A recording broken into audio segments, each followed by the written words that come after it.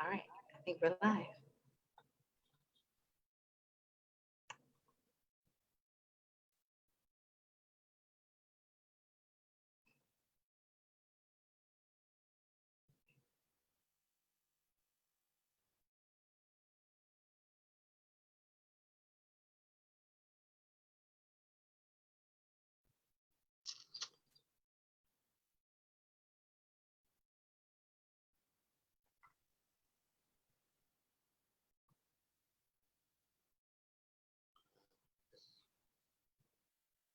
Okay, I see it.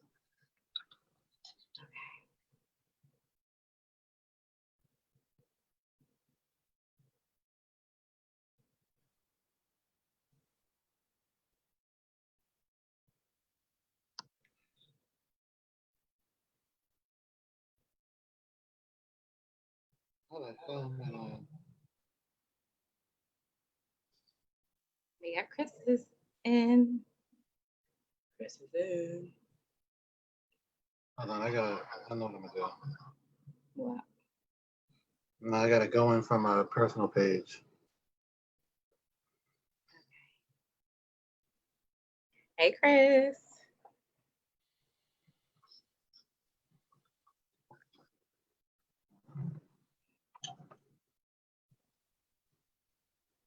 Hey. Hold up, fam.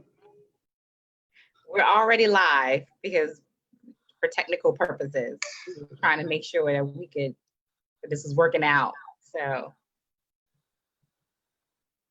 Yeah, all right. So give me a second. I'm gonna it won't be a long conversation. I'm gonna share it. Okay.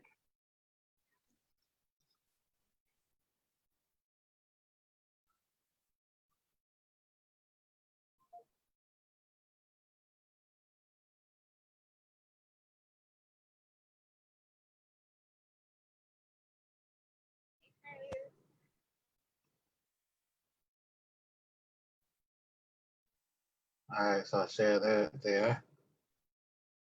Give me 1 second. That's because what I'm gonna do, I'm gonna try to live tweet it at the same time. So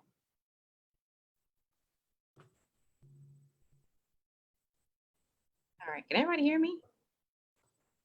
Yeah. Good to go.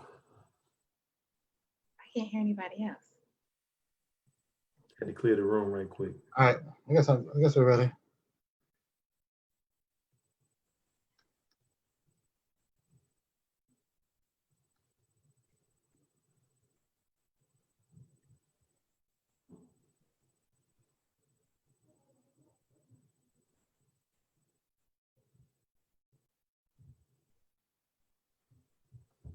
Oh, I'm just grabbing the URL.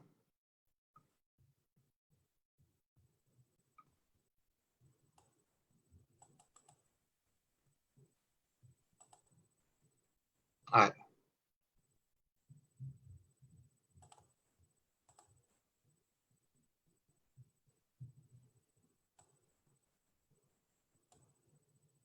All right, I'm ready. Sorry. We can't hear you. Chris Watson. Yeah, I'm here. Can you hear me? You gotta unmute it. Can't hear you. Oh, hello? Can you hear me? Yeah, I got you. Okay. All right, you got me, Tar?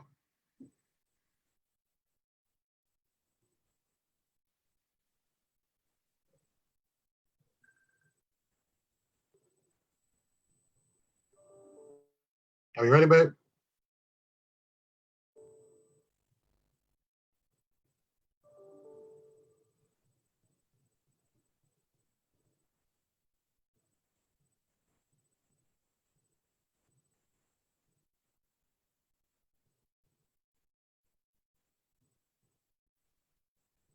So we wait for. You good?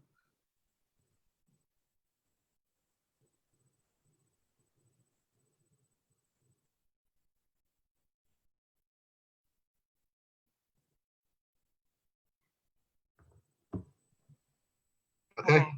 I can't hear anybody. Can you hear me? Yeah, nobody's talking. We're waiting on you. Yeah, we just chilling.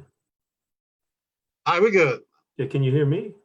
Yeah, I can hear you perfect. Yeah, we hear each other fine. It's the woman. Sorry, you can't hear me? He doesn't hear anything.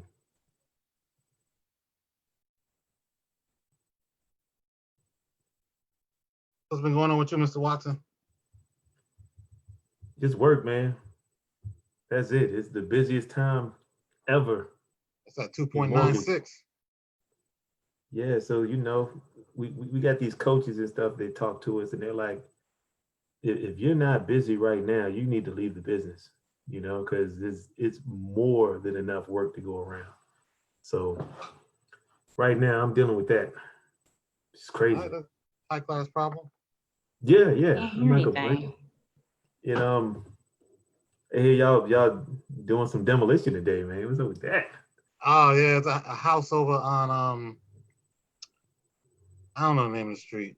It's right outside of Maymont. It's a flip coming up. Yeah, you got all these projects going on. You lose the track of the addresses, man. Yeah, it's right off Maymont. It's crazy. They call it Texas Beach or something. Something like that. Yeah. What, down there by Maymont? Yeah, right in the back end. What's Mm-hmm. crazy is we didn't even know Maymont was over there. I can't hear anything. Oh, okay, you just was looking for a house and then boom, all of a sudden you by the park. Yeah, we were riding through looking around like, all right, we at the park. Okay. It sounds like a real good location then. Yeah, oh yeah. It's a good location. I'm gonna give this 2 minutes and then I'm just gonna get started. Tara probably can chime in. Yeah, it's good to hear you rolling like that, man. Like Man, that makes me happy, man. We trying. I don't know, we definitely try. Like, every now and then I get caught with trying to figure out if the way that I'm doing. You can hear us now? I can. All right. Yeah. All right. So we can get going because we've been on live like how long? Like people just all in their personal business right now. Okay. And all right. So I'm gonna just go ahead and get started, Tara. Tara Harris. Yeah. You get started. I can hear, so I'm happy. You look happy. you look proud of yourself. You look accomplished. Yeah. It was real right there for a minute. I was like, ooh. Okay. Yeah, the Zoom has been kicking our butt the past week or two. All right.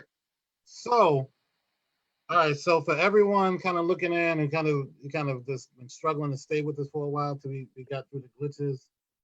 This is almost like we decided to take our conversations that we have offline and put them online and kind of structure them a little bit. And so this is where Bricks and Butter comes from. It's a Bricks and Butter series.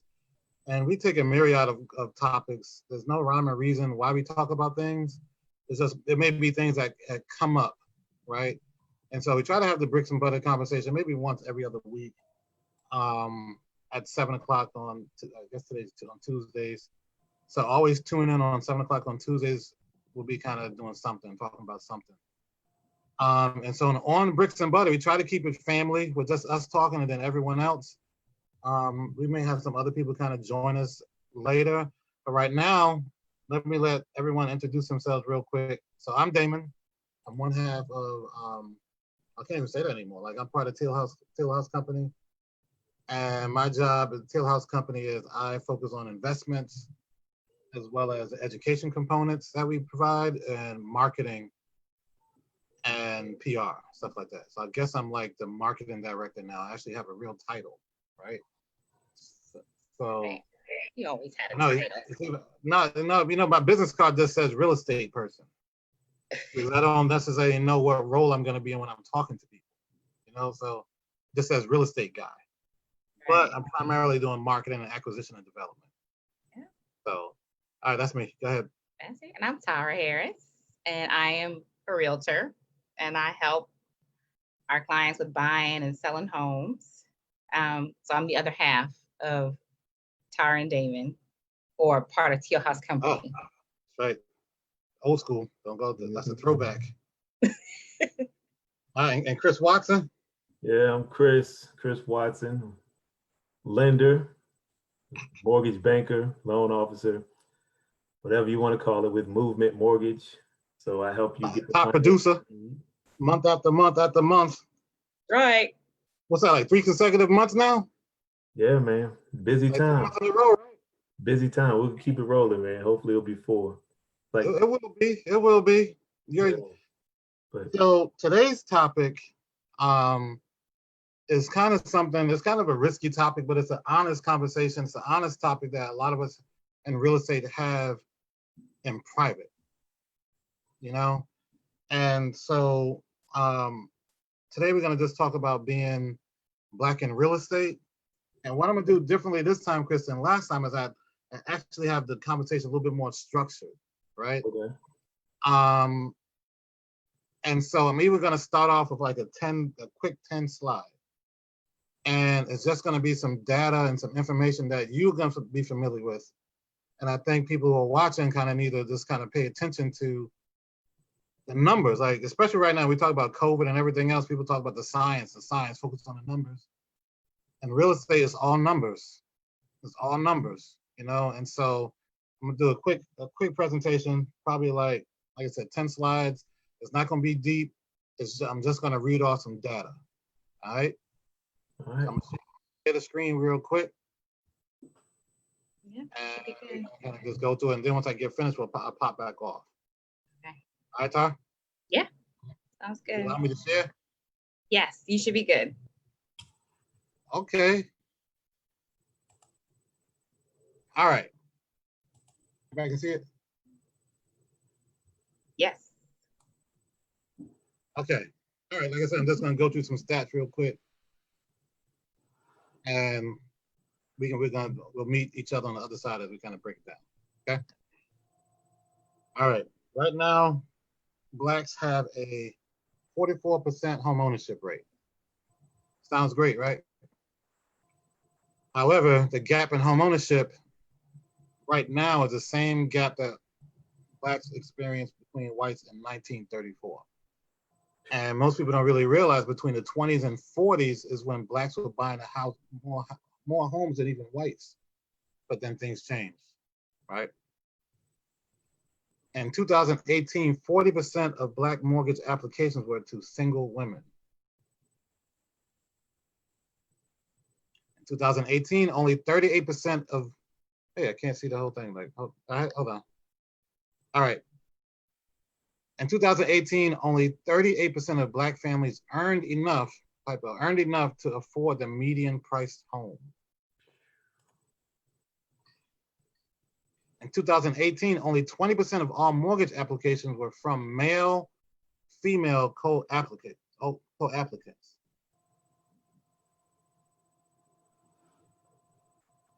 All gains in Black home ownership since the Fair Housing Act of 1968 have been completely erased since 2002. Black home ownership in urban areas is around 10%. Oh. And these were the core urban areas, like the big cities. But as you know, a lot of our areas, they mirror each other. 65% of Blacks ages 75 to 84 are homeowners.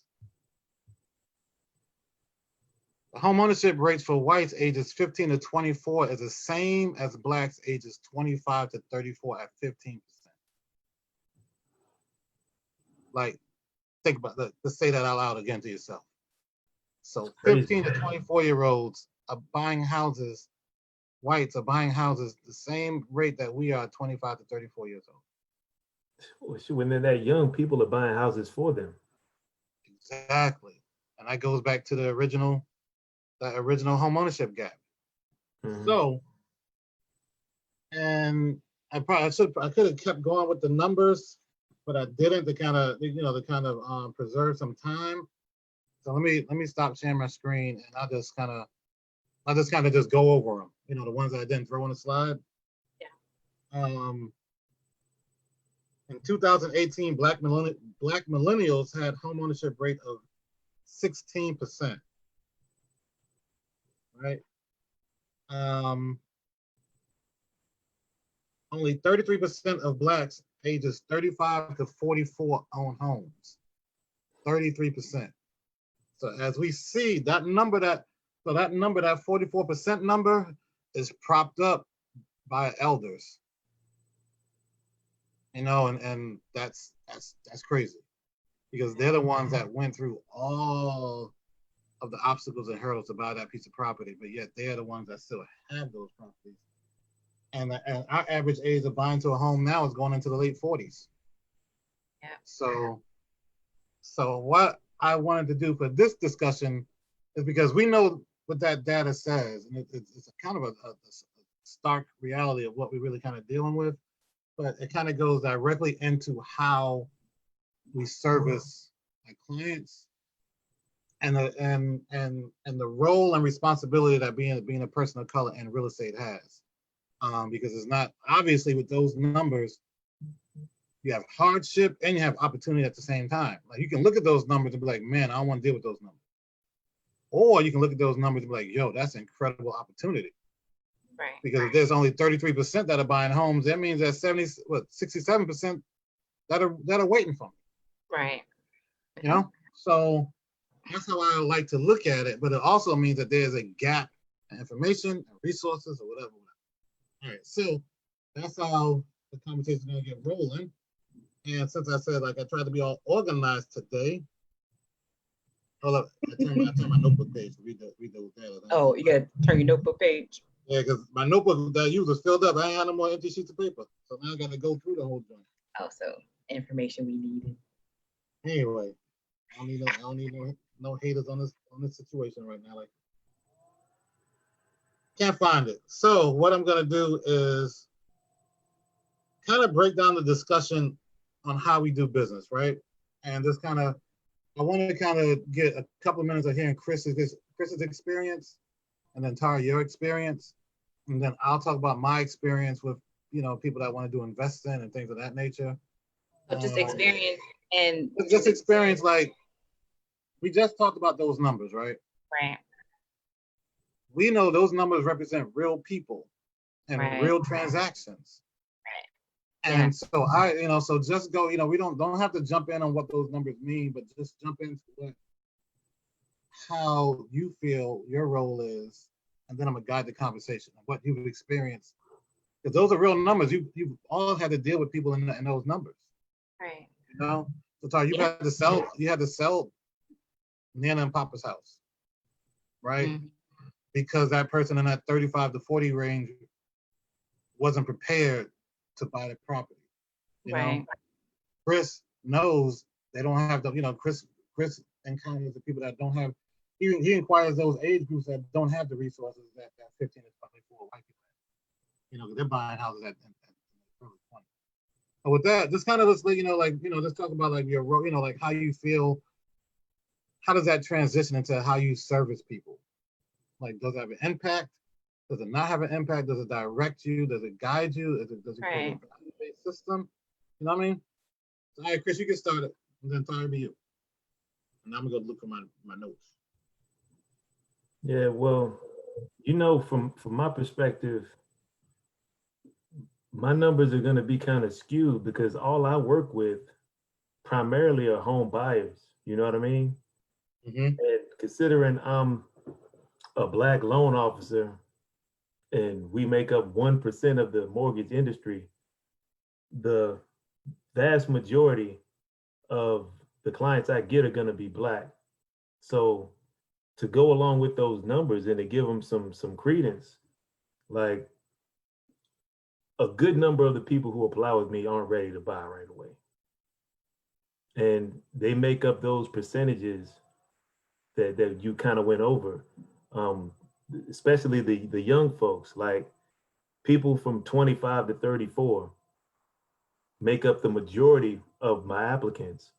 And the ones in that range, there's a small amount of those people who actually qualify right away to be able to buy. And it's for various reasons. I mean, a lot of the guidelines that I have to go by state you have to have a certain level of job security. I mean, you got to be on the job for a certain length of time. And when you're in that age group, folks tend to jump around a little bit trying to find their career. I mean, if you're starting from the bottom, meaning you don't have somebody handing you a job, and you just graduated college or you're out of high school and you got a trade going on, you got to find a fit that's going to fit with the lifestyle you're trying to live. And jobs, and when you're on an entry level, don't pay a whole lot. You got to deal with a whole bunch of crap. You know what I mean? And like by the time you're 6 months in, 7 months in, you're ready to leave. Either Right. you don't fit in the environment, you got issues with management, or the job is just so whack that you just like forget it, man. Life's got to be better than this.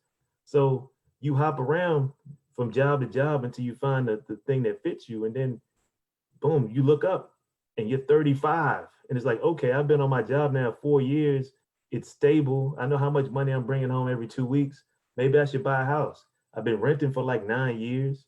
You know what I mean? The rent keeps going up. The place ain't getting no bigger. My family's growing. I'm serious about my the person I'm dating or whatever. I got kids by now. It's like it's time to go ahead and do this. So the younger folks just aren't ready. We don't come with the nest egg ready to invest in ourselves at 21 when you leave the house. It's like you don't have 5 figures sitting in the bank waiting for you to do something with it in most cases. And the ones that have approached me that do have that money, it came off of like a tragedy or something. Like they had to get in a car accident and be messed up physically, or somebody in their family died and they got left an inheritance or something. And Wow. you know what I mean? Like Right. our Yeah. opportunities are way limited. So to get back on point, um, Mm. there's various reasons that people aren't ready to proceed right away, and it's usually because, well, the ones that I see, back to the beginning, the people that apply with me for the most part are black.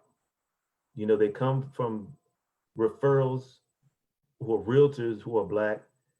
These people that they refer come from their sphere of influence, who are going to be black people that they know, people they grew up with, people from church or school or whatever the job they work, when if they're part-timers or places they used to work back before they became full-time realtors. And a lot of them look like them. So Right. these folks are coming from a similar environment, and they don't have the resources to be able to buy a house right away. So what I get primarily is that people I need to work with strengthen up their credit, because they had credit missteps that come from not knowing the impact of your actions. And you got you got to live and survive. So you run up credit cards so you can buy food, and you know what I mean, and take care of the basic necessities, but you don't have the money to pay it back right away. And then if something happens to you, say you lose that BS job you don't like, or you get furloughed or laid off because of COVID, and now all of a sudden you got bad credit. So you got to work yourself out of that hole. So Mm. I'm trying not to get frustrated, man, but a lot of I, I see the pain that comes towards me, man, and people are like, "Look, just help me, man. I got to get out of this apartment, or got to move out of my sister's house, or you know what I mean? Like my So mama is so that at my mom's house, and she's renting. You know? so that's saying a lot, because that's saying even the entry point for a lot of people is different. The Yeah, entry point into is stability, and that may like it may sound harsh and on a negative side, but that also may represent why you have more single women buying homes than couples. yeah, exactly right, man. I've seen a lot of that too, and I think a lot more younger folks would be able to buy if we see more couples. You know what I mean? Like Hmm. if people were to partner up at a younger age, say when you're in your 20s, um, when you I guess common talk and knowledge would be to experiment and live life and enjoy it, and all that BS to just waste your time. Like we need to get serious. Like, partner up with somebody, man, whether it's your spouse, a significant other, or someone, and make an investment. Buy a house, and maybe in one of those urban areas where only black people own 10%. 10%. That came from urban. That came from an urban housing study. Yo, that one had me a little hot, man, And because like what's funny? I know this isn't the platform for that conversation. Is like when people talk about the decay and the violence and all this other stuff that goes on in the city, And then to find out that we don't even own those areas. Yeah. So, when people like, oh, like a Democratic state, or like Richmond people been poor for years, or they've been poor for years. Like we don't own it. So there's no way to create any growth because we don't own it. 10%. I had to read that a few times. Wow. It's funny. I was reading that the articles, and that's why I decided to put the stats in there before we started to have this conversation, because those stats will knock you off your seat, even though you're in this business and you know who comes through your door. And so Tara, speaking like know who comes through your door, what is that experience like? So Chris has that set up, right? Right. Like he's getting people, and it's like you're right. Like we don't have the resources. Like we're in real estate. I came from, my parents own their own home. My grandparents own their own home. Everyone pretty much in my immediate family own their own property, right?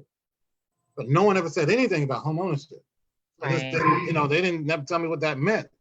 That's right. No one said anything. I just knew they had a house. Right.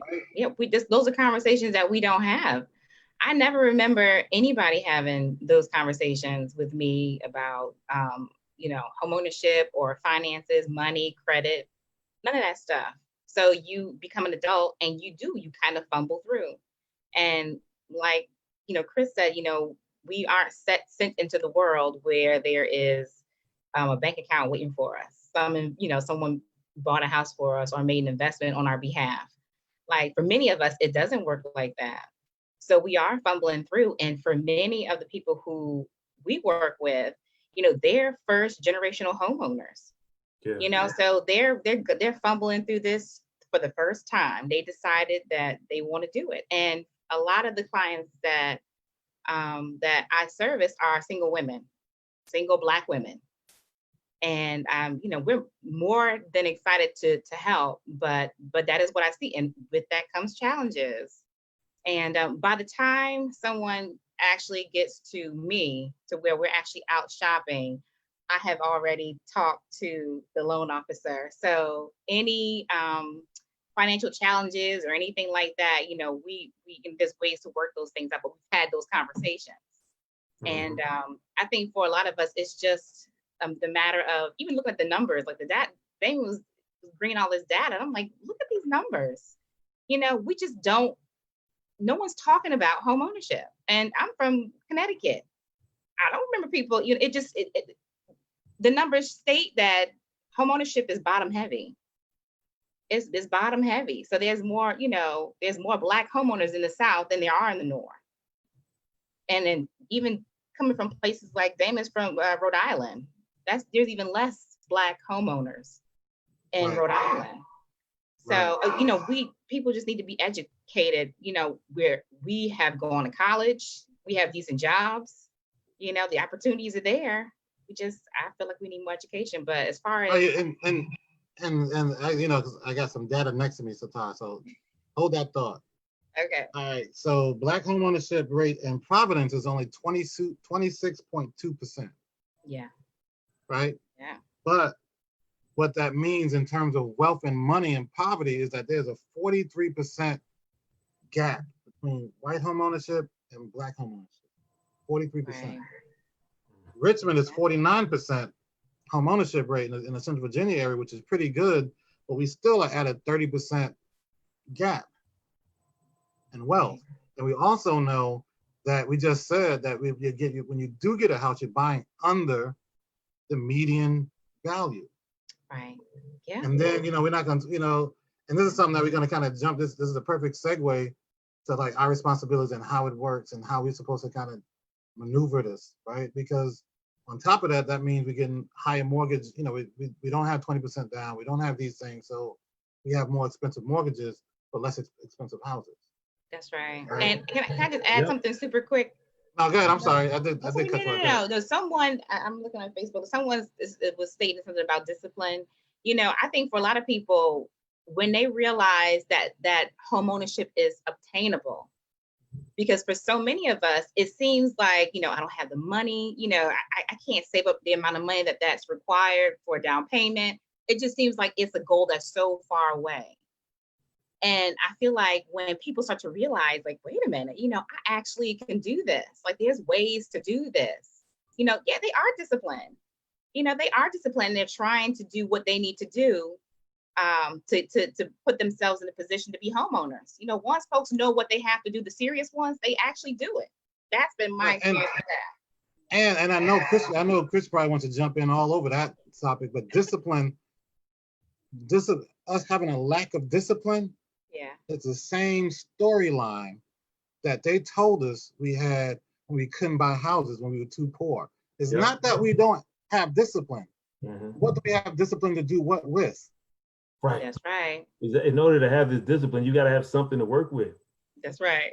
And if you don't have anything, or the opportunities are lacking, or what could be described as an opportunity is really sabotage, then it's like, what do you have to be disciplined with?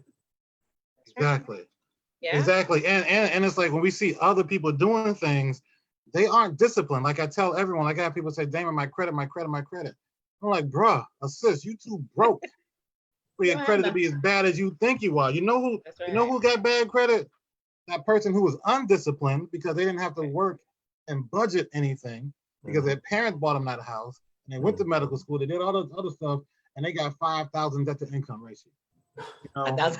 You know what I mean? And that, remember we had the class and someone said they got a 5,000 debt to income ratio. I don't know that to laser somebody. But either way, the point is that you go to these people and they may have the big houses, everything, because they appear to be disciplined. Their credit scores are in the toilet. They are broke. Now, look at these big corporations that once COVID happened, they couldn't make it 30 days. That's like a discipline.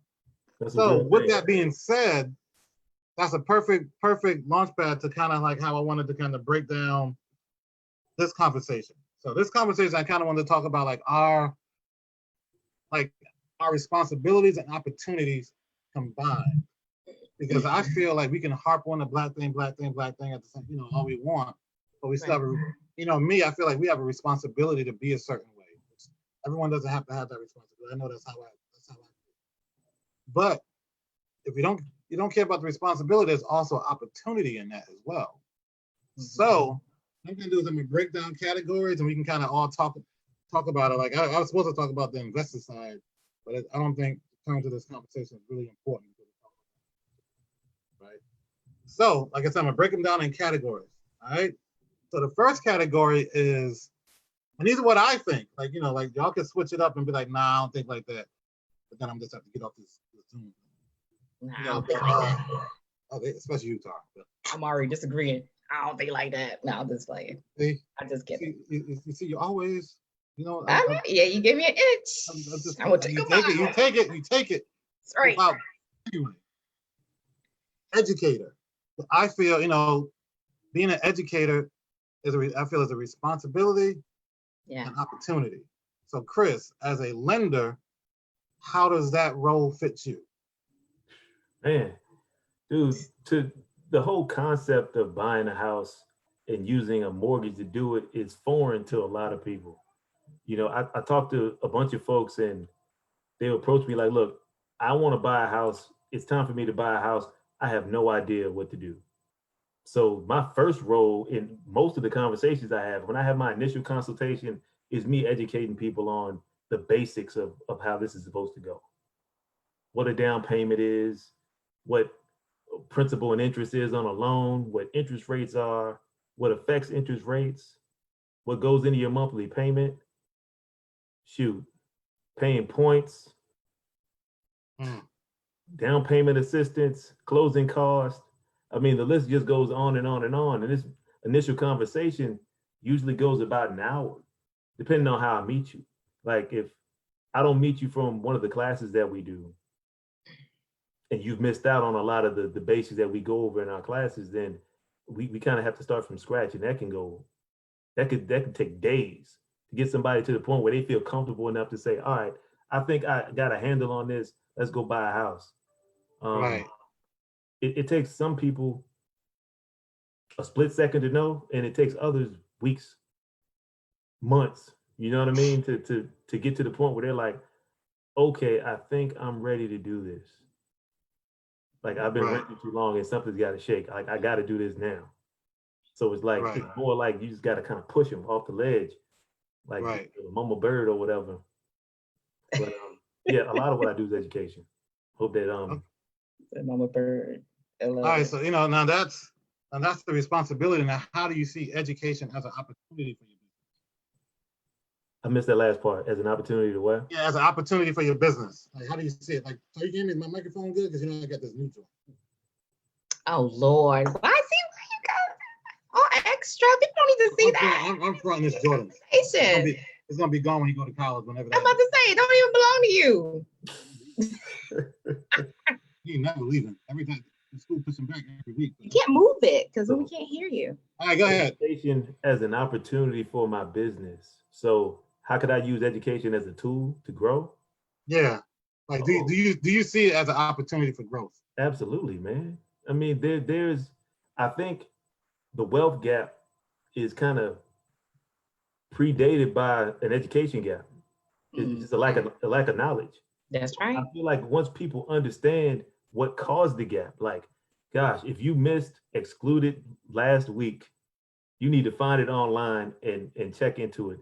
If you are Black in America, like I wanted to send it to like the so-called leaders of the community so they could see what that was all about, man. Because I feel like if more people see the cause of the conditions that we're in right now, they'll be more inclined to do something to solve the wealth gap instead of trying to tear down some statues and stuff. It doesn't matter.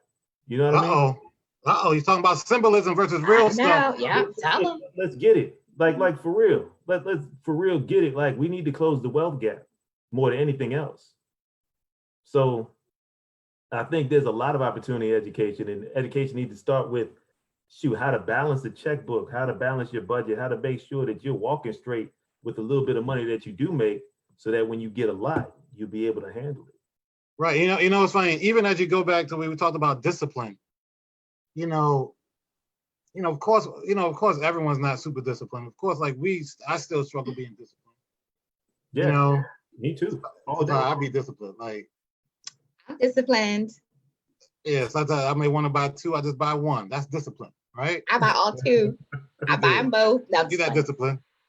But no, but what I'm saying is like you're right. Discipline is directly connected to education. If you don't know what that is, if you don't know the effect of that purchase or of that move, or you don't know, or sometimes you don't even know how you can remove yourself from that current situation, it creates what looks like a lack of discipline. But what it is it's a lack of education, it's a lack of understanding, it's a lack of you knowing how 1 + 1 = 2.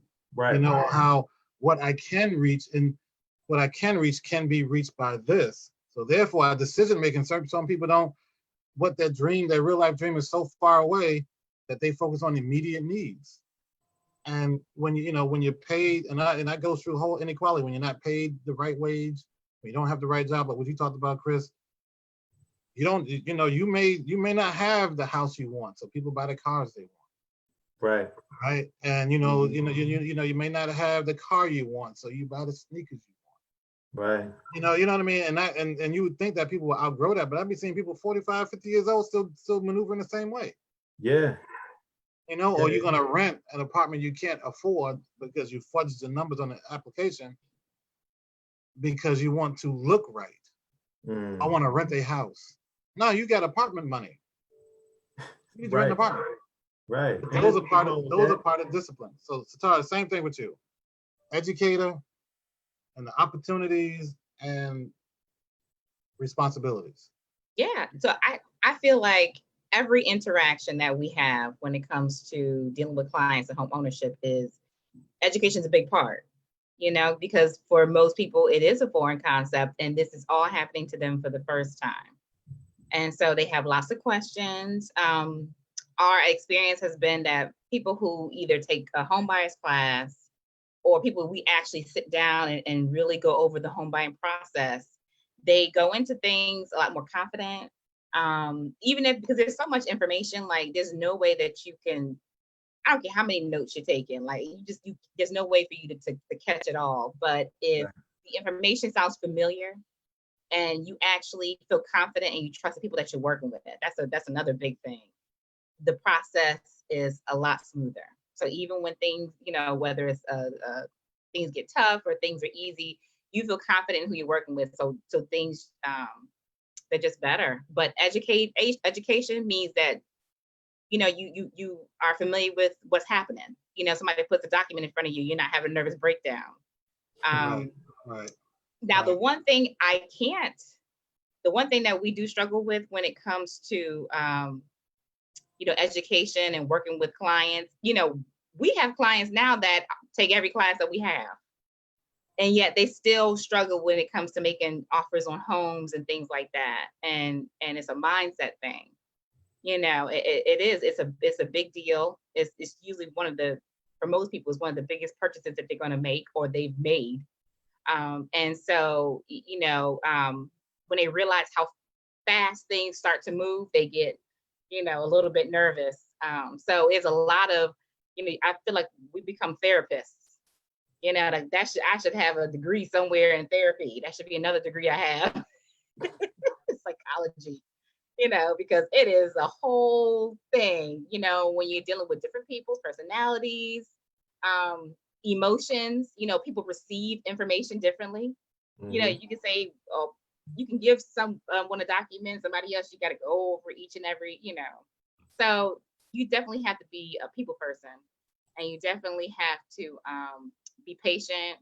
And yeah, education is big. And once people feel comfortable with you and they buy with you, they will tell their friends. So, oh, you gotta, buy with them. They were great. And, we get a lot of referrals that way. So I feel like education is a huge part. Okay. All right. So, and we're going to jump over to one of the things you talked about, and we can kind of, because it's already 7:42, like, but before I do, let me touch on my version of education. Like, you're right. Like, I feel like everything that led us to this point where Chris still has to kind of manage certain clients who aren't prepared. And you have to focus on redirecting clients to get them to do what they hired you to do for them, right? And, that's a frustrating part for you when you're working harder than the client. And a lot of that stuff is a combination of education and, like you said, it's a combination of like belief. And before we jump into the belief part of it, also, one of the things that I feel like is important is that as we are educators, we're also kind of historians too, like, because when it comes to Blacks and home ownership, even when we had gains, and even when, the reason why we lost all gains is because we were all put in predatory situations, right? And that stems from education. And it also stems from being Black and knowing the history of Black home ownership, and to still walk around here like you care about Black people, and you were the ones that put people in them bad loans in the first place, right? Black realtors, when we were buying a house, it was Black folk that was telling us about those adjusted arms. It wasn't the white realtors. That's right. Remember that, Tara? I do. They were knocking down our door, and some of them realtors are still out here. Remember, we went to that thing at VHTA. The same realtor who was hustling them bad loans was talking about, oh, well, my client, we had some hiccups, and now my client's living in a hotel. Ooh. Remember that one? I ain't gonna say no name, but he drives a pickup truck. You know what? And he got his name on the back of his pickup truck, and it's brown, and he's bald, and he takes pictures, and he's a photographer. But anyway, I ain't gonna say his name though. But we were out here. He was putting us in bad deals. Remember when we was looking for property? He had us going out looking for houses, and we didn't even have a whole pre-approval. We had a pre-qualification letter, and no one educated us on what that meant. Nothing. When we were looking, if the information, if I feel like we would have done so many things differently if the education was presented to us. We didn't know that there were home buyers classes, all that, none of that stuff. We weren't aware, and no one said anything. So we were just fudging through this whole process, like, okay, and hoping things worked out. And how many? And those Black realtors and those Black lenders were like, yo, you can get any house you want. You don't got to pay no interest on it. Yep.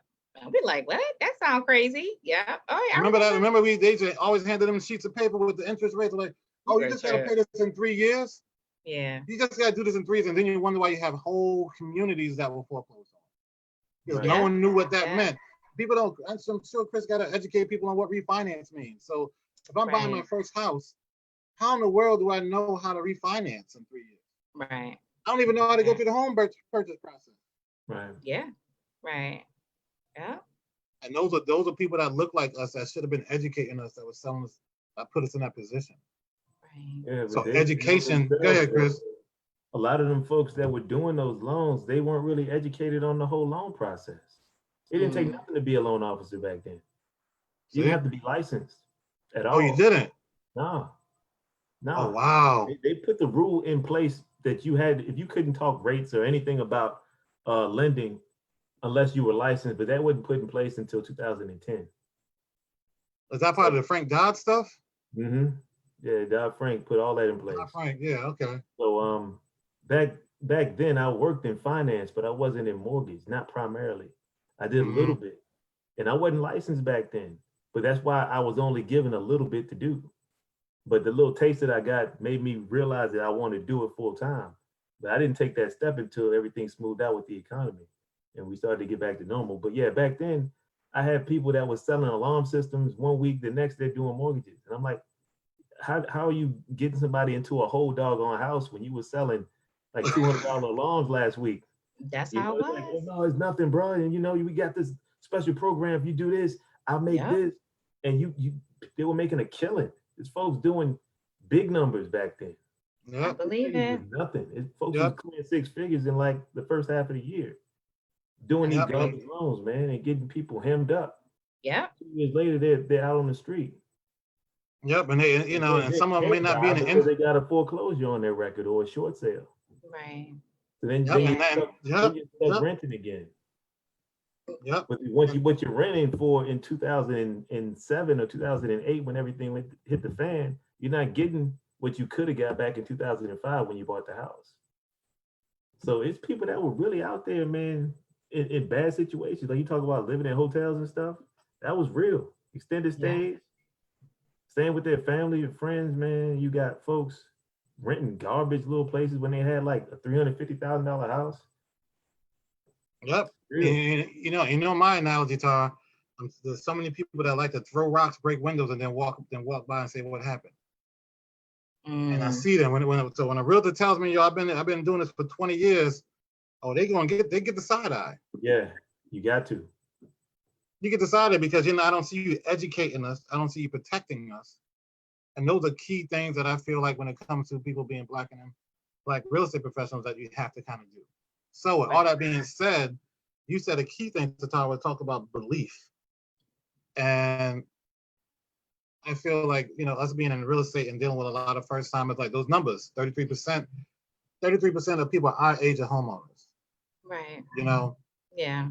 And 15% of people 24 to 34. That's when you kind of getting yourself together, 24 to 34. Yeah. We own something, but we didn't even think of us as being any different. But No. when I think back, I didn't know anyone else that owned anything. Right. Yeah. Just thought it was just, I don't know. What happened? What we did. Right. Right. Absolutely. Yeah. Yeah. So all right, so belief. So like because we have a different role, right? Right. Like you said, like you should be a therapist a lot of the times and we're doing also. You are. You got to be a therapist. It's part of the job. So like Yeah. how does belief play a role in how you do real estate? Like what does that look like? You know what I mean? Mean Like once again, opportunity, responsibility. I believe that if you have it in your heart that you want to be a homeowner, um, and I've experienced, you will be a homeowner. You will do whatever it is that you have to do. But once you get to the point where you have like your pre-approval and you're ready to shop for your house, now you got to believe that you are financially in a position to move forward. And that's where the psychology comes in, because, we always talk about having a certain mindset. For a lot of us, this is, we are first generation homeowners. So there isn't anyone to talk to about their homeowner experience. Or if there is, there's somebody who bought a house, 20, 30 years ago. So what they did back then is completely different than what's happening right now. So it can be scary. But just, working with people and encouraging them and letting them know that, you're ready. You're ready. But once again, it's up to them. It's up to them to believe, and to not only believe in themselves, but to, I don't want to say trust, because one of the other issues that we have too, this buying a home is, for many people, especially for people of color, it's the first time where someone has looked at our finances totally and said, okay, I know you make this, but this is what you can afford. And you got to stay in this budget. And for some of us, we go, but other people were just excited. And I always tell people, I don't care how big your pre-approval is or how small it is. It's a blessing just to just have it. There are people who would die to be in your position, just to be able to go out and look for their home. And there's always a first step. Most folks' first home is not their forever home. And you can sit down and talk about what your plans are for the future. So if you do want to buy something bigger, you can start smaller and then make that smaller into something bigger. But it's all part of conversation, education, and believing that you deserve it. So. And all right, so with that being said, like you have to, how, like, because you also have to get people to believe that they can call a Chris. You know what I mean? Yeah. And, oh, absolutely. When I talk with we work with Chris I've known Chris for almost 5 years, and so we work well together. So I know exactly what our clients are getting. We know, I trust him. So I know that, when I send him over there, what's going to happen. So the conversation that I have with, especially with new clients, I prepare them. I get them ready for what's going to happen, so that when they do call Chris up and they have that conversation, they're not like, oh my gosh, no, because we already kind of had a prequel to what was going to go on, and a lot of times they end up calling me back, but it's all about us all having a working relationship so that we're all part of the same team, and we're here. We do understand we do understand the wealth gap. We do understand all of our education's level when it comes to homeownership, what people have gotten over the years, what they haven't gotten over the years. So we're not offended. We want people to move forward, and we want to do whatever we can to help them move forward. If you want to work with us, we want to work with you. all right, so Chris, briefly, like, so how does that work? Because no one ever thinks about belief in the lender side. Like, everyone thinks about the lender, like the dude behind the door. You know what I mean? But I've also seen, like, I've called Satara talk about a client. I'm like, yo, they didn't get their pre-approval yet. They didn't do this yet. They didn't do that yet. But they call her every day. Then they made a mistake and called me, and I'm like, what want me for? You ain't called Chris yet. So what? Like, so when that call happens, like, how was that experience with someone that's doing it for the first time? Like, because we know some people just kind of go through the app and go through that process. But is there a point in time where you have to almost help them believe that they can complete this application? Like, how does that work? Yeah, man.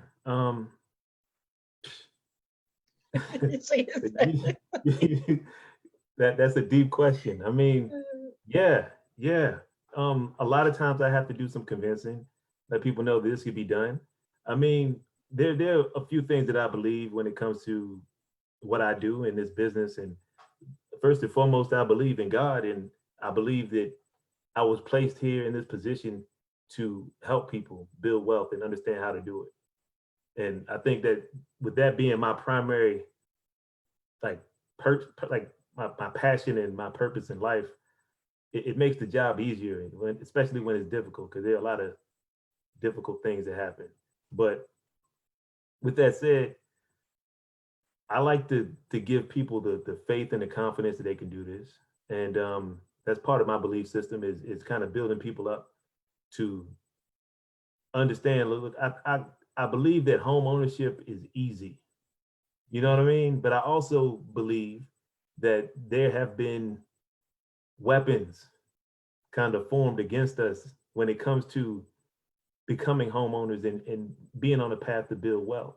So once you're able to kind of hack through the nonsense and kind of get an understanding of what it is you're facing, then it becomes easy.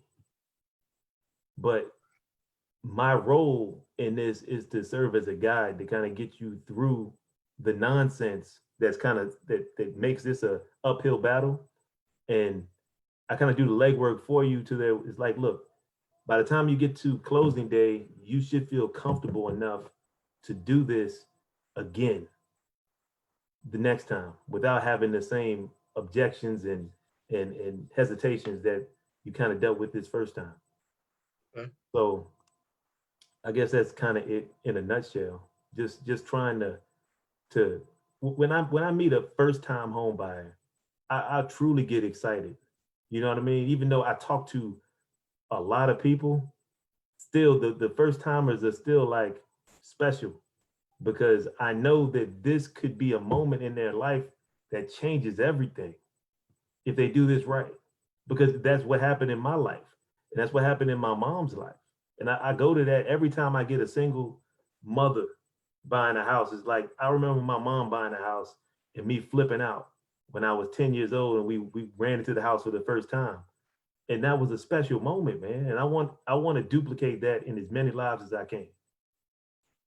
So that's why I do this. I know that may kind of been like a little detour from what you wanted No, to do. that story sounds familiar, Hunter. Perfect. That was wonderful. No, you know what? And the reason why I asked that is because, and you know me, I'm always got to play both sides of the coin when it comes to this because there's people that talk about it and there's people that be about it, right? There's people that there's people that we in the industry that will ignore first time home buyers. Right. Right. Yeah. Well, Oh, bro, yeah. I can tell you why, man. It's more work. And see, and then that's the next part of what we're talking about, the actual deal, the actual deal creation, the actual creation of the opportunity to purchase a home. Like, because everything, like if we go back to those slides, everything says lack of resources, lack of education. Like the reason why we do the business the way we do is because sometimes it's easier to put these components in place than to create them when that person comes, right? So I already know the person needs education. We might as well have it. So then that way we know that they're actually being educated by someone who wants to educate them, not sell them on something, right? That's right. And then part of that education is meaning we're protecting them. And we're protecting them because they're getting knowledge, they're getting insights. So now they know pre-qual versus pre-approval. So they won't be walking around here not knowing what they're talking about and get put in this position and that position and they lose out. Because you have lenders that are brand new to the game, and now people walk around, and you got realtors that just want something, and people get jammed up a lot, and then all that goes back to being in belief. So if we're doing all these things, and we're helping people believe, and you're helping them be educated, and you're helping them understand that this is a moment in time, you have to show that work and not just say it, right? And so I know, like even with this talk today, I can say Chris is on that because he come to all the classes when sometimes it would be just us at the class. Where I'm like, Chris better come because it'd just be me and you, Tyler. At least it'd be a third. But guess what? People would have quit and people would have gave up. I hear all the time, classes are hard. I'm not going to do them anymore. But the classes aren't for you. The classes are not for you. Therefore, like our age, 33%, up to 50 years old, 32% of us are homeowners. Yeah. That's a big. But they're also at their highest earning point too. That's right. So that's right. You know what I'm saying? So it's like you're forgetting, like, and people think first time homeowner equals $100,000 house. Right. That's not true. Right. But at the same time, a first time home buyer requires special work because the deal's a little bit harder, and you got to become a deal maker. Like remember I said I saw the lender dude. I think he's running for the 8th, but it's Amy in the 8th, so I'm not gonna mention his name. He's running for the 8th district, but go Amy. Not Amy. So anyway, I do throw shots a lot. Like I don't care. But anyway, the point. The point is, I heard him say that. No, it was somebody. I don't know who it was. Anyway, I heard him say. I heard this guy say that now is not the time to buy a house and ask for closing costs. Like, you're not gonna get it. Yes. He Like, said that. what? He said that. So with that being said, let's talk about the hard part about Okay. real estate and working with these things, because everything we're saying, there's a ton of opportunity. Because what Chris said is opportunity. You're changing the scope of generations down the road. And you're putting homeowners in homes that are educated on the system who will call Chris later to refinance because they trust him, because they saw him in the class. Or they saw him doing that, so they saw him doing that, or he answered the phone when he didn't need to answer the phone, right? And so now we got to build that deal. So Tara, so tell me, like, when you talk about constructing the deal, like, what do you see as like the hard part of constructing the deal with a first time? Because because it kind of switched. We kind of moved on towards first time home buyers because so many of us are first time home buyers. Right. Right? I think for me, once I truly understand what they need financially, and so that means having a really strong conversation with my client's loan officer. That's why that relationship is so important. Then we can go ahead and we can make the offer or construct our part of the deal.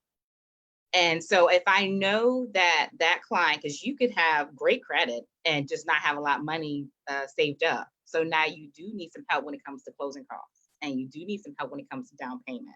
Mm-hmm. By this time, Chris has already worked out your down payment situation. So now it's up to us to just deal with how we're going to do your closing costs. And so whatever offer we make, whatever homes we look at, we are keeping that in mind. So that pause there. All right. So Tara, pause there, because you kind of fast forwarded to the time when you're doing contracts and stuff like that. What are the obstacles and hurdles that you kind of see, or even the opportunity when it comes to even the home search?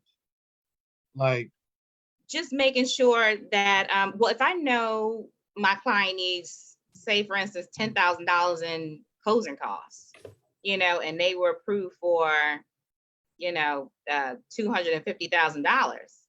I know right there that limits. I know that the most that we can look for, if we're going to make a strong offer, we wouldn't do more than 245, or 240, just so that we can get everything that they need. Okay. So we're trying to construct the deal so that we can still make a strong offer on a home that they love. And that's when it gets a little bit tricky, but it's not anything that's fancy. It's just using common sense and educating and speaking with the client. Because, once I have that conversation with the client and we talk about what their needs and we go looking for houses and stuff, nobody's crying or hooting and hollering because we have to find something that's a little bit cheaper to fit to get them what they need, because we will find what they're looking for, Right. So I think the biggest challenge would be just making sure that we construct a deal that works for them. And for me, I don't even think it's a challenge. Remember the point of the conversation is responsibility. Wait, we can't hear you, hon. Can you hear me now? Yes. All right, then remember you're talking about like responsibility and opportunity. So what I'm gonna kind of interject is that before, and then I'm gonna let Chris do his thing. Like when we're looking at homes, I know people are buying their homes, and everyone has a different reason for why they're purchasing a home. And their money's like, hopefully, y'all still working that out in the details. I stay away from that. And one thing I've seen is that I find it difficult to get people to purchase something that fit all their needs, right? Or because it may not look the way they feel like their first home should look because they've been on Zillow or Realtor.com, and now because that they realize their home may be a little bit smaller, they're not as excited to kind of go out and look for a house. Or now they call in Chris like, can I go this high? Can I go this high? Can I go this high? Can I go? You're doing all these things to force this deal. And I feel like one of the biggest hurdles that we have is to kind of, because this is their first time. You can tell them you're going to sell it and you do something in 5 years, but they've never been there before. They don't know what that means.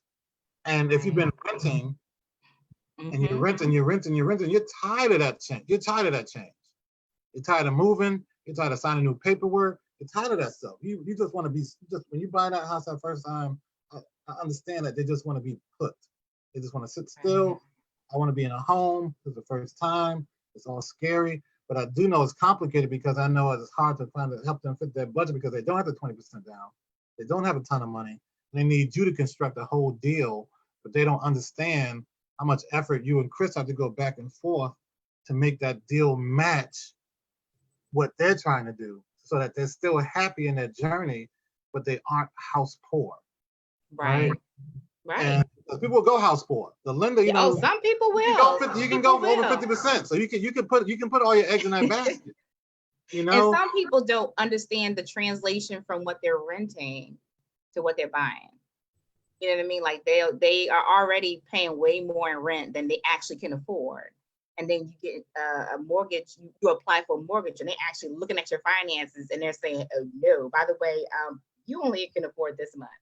Yeah. And so the worst conversations I have are the ones that people are renting and they're paying like $1,500 in rent. Yeah. And I try to qualify them, including all their debt, and they can only qualify for like $1,250. Yeah. A month. And it's like, I'm paying more than that in rent. And I'm like, yo, how are you able to afford your rent? Right. Yeah. Like, how are you able to afford your rent and pay all your bills? Like, how is this happening? Like, for real? Then you dig down deep into it and you find out they got some money coming in from somewhere else. You know what I mean? People be doing, they be doing some stuff. Yeah, I mean, of course. I mean, they don't lie.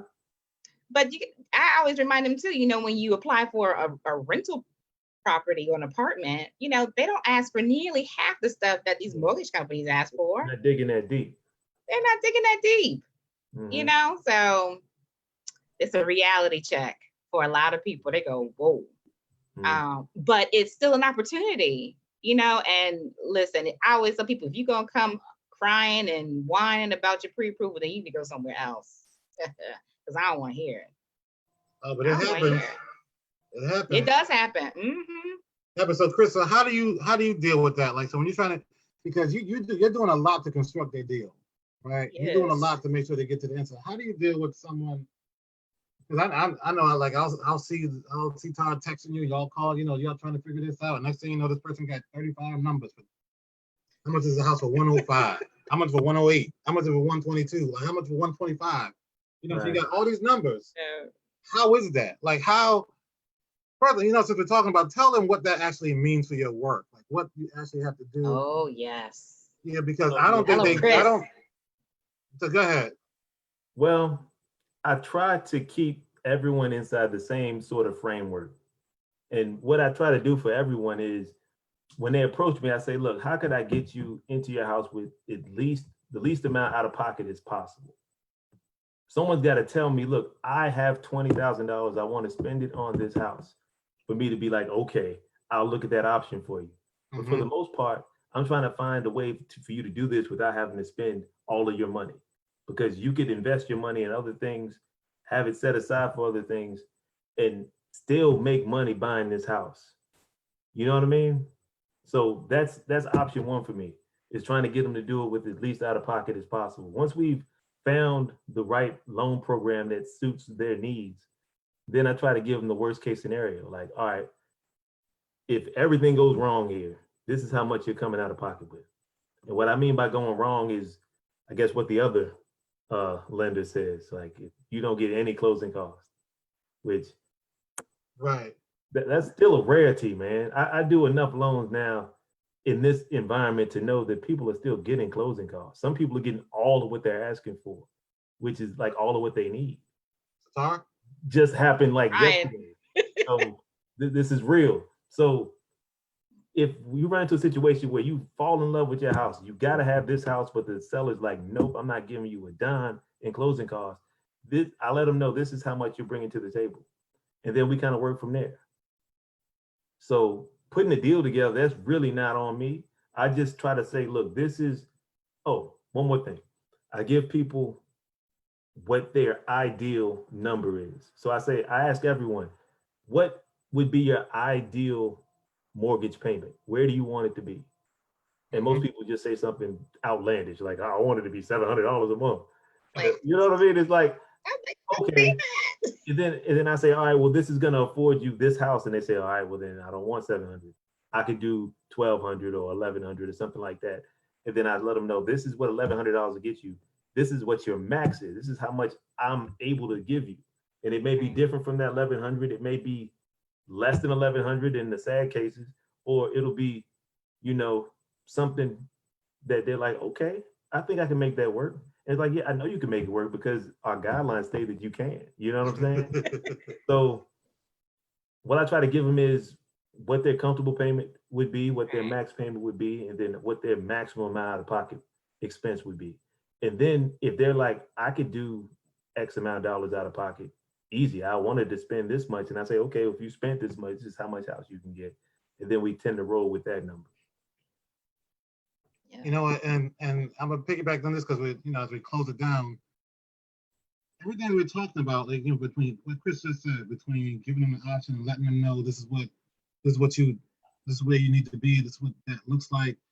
When people go, I'm sorry, you can kind of talk about this. When people go through the process of understanding education and understanding, trusting the person that's delivering them that information, I feel, and you can kind of harp on this, I feel like sometimes we get those people that are okay with that number, right?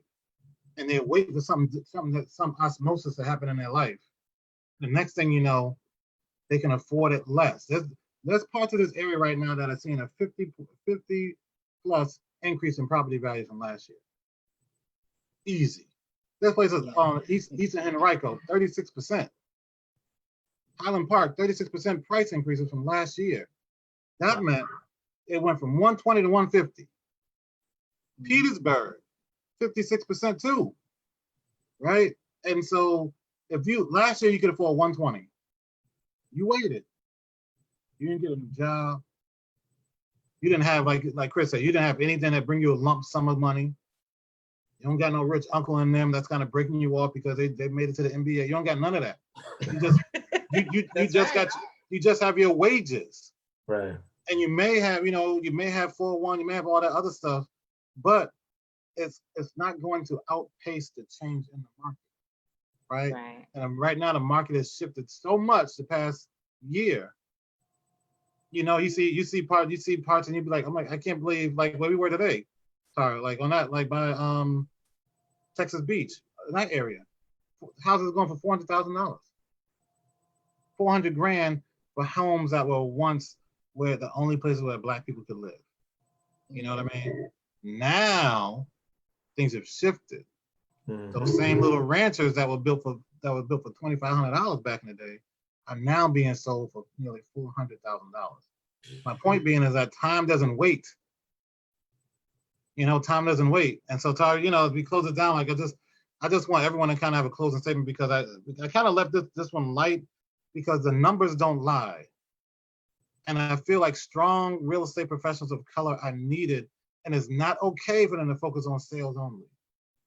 Right. Because there's so many other obstacles and barriers that client has to encounter before they get to you, right?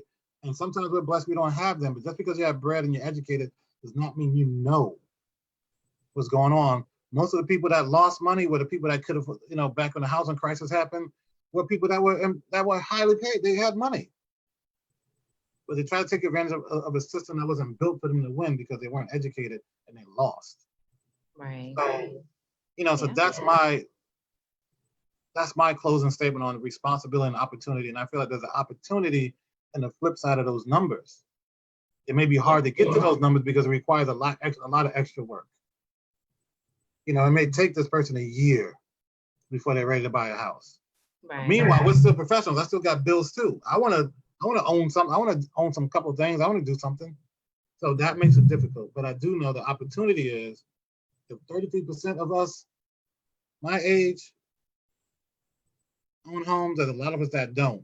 And in our culture, we come, no matter where we came from, we come from the same place. Right. Yeah. Y'all listen to Jay-Z when that first album popped. We all listened to Wu-Tang when it first came. You know what I mean? Like we did. We all went to go see Belly. You know what I mean? Like we all did those things. Like so, our culture kind of can so we can't hear you. No, you know what I mean? So we think the same. Like we think the same. We come from the same place. even if you came from different demographics and different, like, culture change around us. So you know what I mean? So I see that as an opportunity because those people are like us, and I want them to be okay, right? Right. And it's not okay that I know that they have been purposely put in a position to not be okay. And so, but at the same time, we out here trying to get our money too. So we need for people to kind of move forward, who hire us to move forward. So, that's my pitch. So Tar, you go ahead and then Yeah. No. Your pitch. not real pitch, No, I just, the only thing I want to say is you're right. I know that I feel like education is important. And I really want to help whomever I can help. If, like I said before, if home ownership is something that you want, you got a great team of people here. We're all here to help you. I haven't seen I haven't worked with any loan officer that works as hard as Chris at trying to make magic happen for people. He's done things that other loan officers won't do. And the people have come out on the other side, as homeowners. So, you really do need a strong team of people who you feel confident in, but you also have to be confident in yourself. If it's something that you want to do, okay. But if you hire people to work for you, you definitely need to do your part as well. So we're here, like I said, Damon was saying before, educate. We offer education. It's needed. It will always be a part of what we do. And, we want people to be homeowners. All right, Chris. Yeah. Well, y'all know what I'm about. Like, I just want to see people win, man. That's it.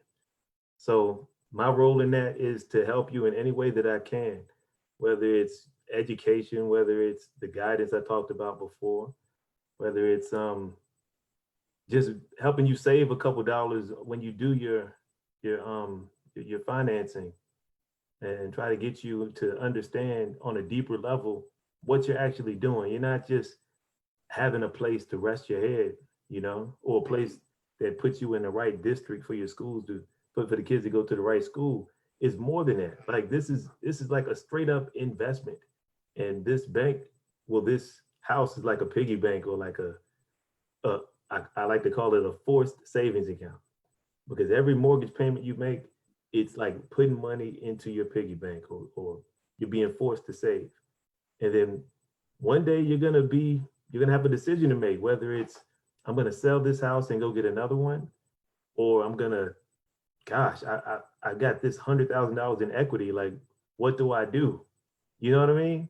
And I hope that we would make enough of an impression on you, between the three of us, for you to come back and ask those questions, and we can say, all right, beautiful. I knew you would be here, and the day has come for you to do this. And then we send you off on that path to do great things and make more money for your family, and build a legacy that can grow, so that for the next 40 years, we're not saying we're still at 43% home ownership or whatever. Right. Like, we're starting to close that gap, which is all I'm here to do, man, is help people build wealth and be happy. Right. So we can see some positive change. Yeah. Right. It's up to you. Right. And that's what, as I wind it down, that's what Bricks and Butter is about. Like, we talk about the real numbers and the real experience, but we put a purpose to it, because real estate, the journey in real estate is life changing. It changed our life.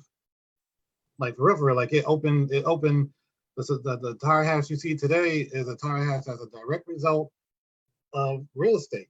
Like, she found her voice, she found her power, and she got that through servicing other people and giving them their voice and that power. Yeah. That's right. Yeah. Like, you know what I mean? And yeah, that's it. That's it. So whether you're trying to buy for the first time, you got kids that you need to kind of put on because you have a little time, because you're home ownership now, you have to kind of figure out a way to stabilize and not just look at home ownership as a stabilization plan. It's a growth plan. It's a protection plan. It's an education plan. It's part of your history and your family's legacy. I was able to do, Tara and I are here in Virginia directly related because we had property. That's right. I could take a chance No one was able to take a chance in our family. We were able to take a chance because we sold that piece of real estate, which I would never do again. We had nobody. We had no one say, don't sell it. I heard equity. And I was like, we out, but that's an opportunity that we had because we had that parcel of land. Yes, it is. And I think once people have that parcel of land and everything that we try to do as a people was all based around freedom, right? And I think the journey to that is incredible and it's powerful. Whether you want to be an investor, when you want your credit fixed, whether you want to have better savings, whether you have better finance, all that stuff is dope. Like once you get to the end, it's dope. And all those little things you think are important now, you realize aren't important. You become a different person. So that's what Bricks and Butters for. And I thank everyone for tuning in. I know we have people pop in and out. I got a couple of questions I probably got to get to direct mail later. Yeah. Box later. But yeah, it's good. 8:20. I Running on know, fumes yeah. from a long day. So Tara's knocking out walls with sledgehammers. That was fun. She That got was fun. she got a new muscle in that left arm. I know, right? Yeah. Just that one arm because she's holding with one arm. So That's all right. Me and the mallet. Get out my way. I'm knocking it out. So silly. All right, well, thank you and good night. And so we'll be back in a couple of weeks. Yeah. I think we may do like mortgages at the next one. Yeah. All right. Yeah, and please feel free to reach out to us. I'm ready. Yeah. All right. Yeah, any topics everybody want to discuss, Yeah, we'll talk about anything. Yeah. Like it may change based off of what goes on. That's right. That's right. But yeah, who knows what I'm gonna hear on the TV when I get off this computer right now. Oh Lord.